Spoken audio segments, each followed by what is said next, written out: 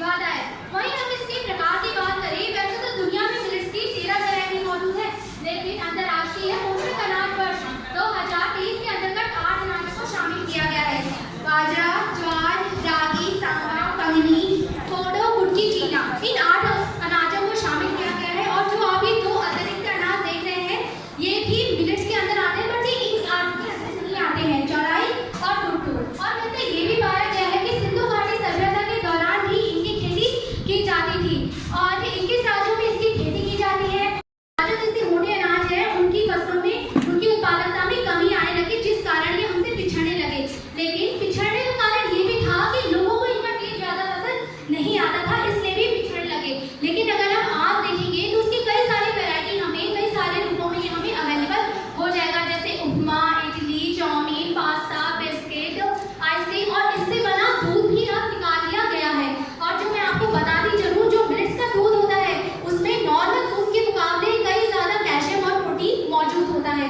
और जिन चीजों को हम जंक फूड का नाम देते हैं, जो ज्यादातर मैदा जैसी चीजों से बनाया जाता है, अगर उसकी जगह हम मिलेट्स का यूज करने लगे तो ये जंक फूड की कैटेगरी से भी बाहर आ जाता है। और भारत सरकार द्वारा चलाई गई पहल वर्ष 2023 को इंटरनेशनल ईयर ऑफ मिलेट्स के रूप में घोषित किया गया है। और इसका मुख्य उद्देश्य लोगों के अंदर इसके प्रति जागरूकता पैदा करना और इसके लाभों से अवगत कराना है।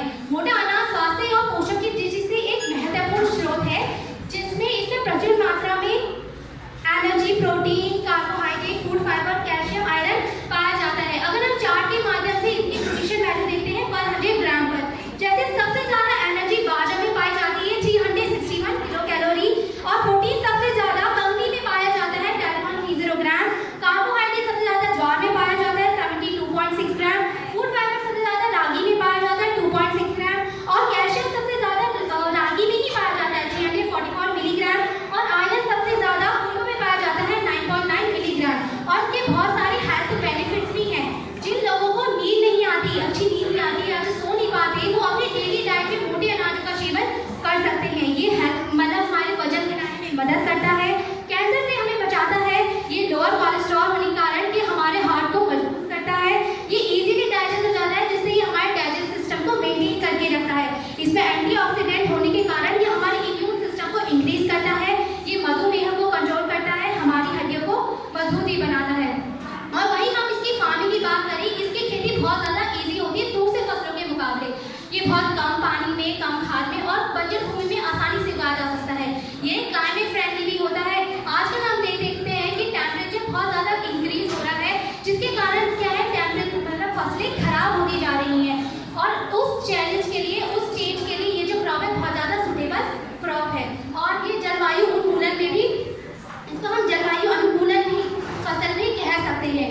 और अब हम बात करते हैं कि श्री अन्न का हमारी अर्थव्यवस्था में योगदान।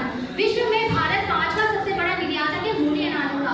वर्ष 2021 में मोटे अनाजों का निर्यात 1,47,000 मीट्रिक टन था। वर्ष 2021-22 में मोटे अनाजों के निर्यात में 8% की बढ़ोतरी हुई। और ये जो निर्यात किया जाता है, ये ओमान, यमन जैसे देशों में किया जाता है। और ये निर्यात कब हो रहा है, जब मांग बढ़ी है। जब मांग बढ़ेगी तो किसान इसकी खेती करने के लिए प्रोत्साहित होंगे, और उनको जहाँ जब इनकी आय बढ़ेगी, जब उनका भाव बढ़ेगा, तो क्या होगा, उनकी आय में भी वृद्धि होगी। और अंत में मैं कहना चाहूंगी कि मोटे अनाज तो पहले से ही मौजूद थे, बस लोगों को ये नहीं पता था कि वो हमारे शरीर से लेकर हमारी भारत की अर्थव्यवस्था के लिए एक वरदान है। तो लोगों के अंदर बस इसके अंदर जागरूकता पैदा करने की जरूरत है। और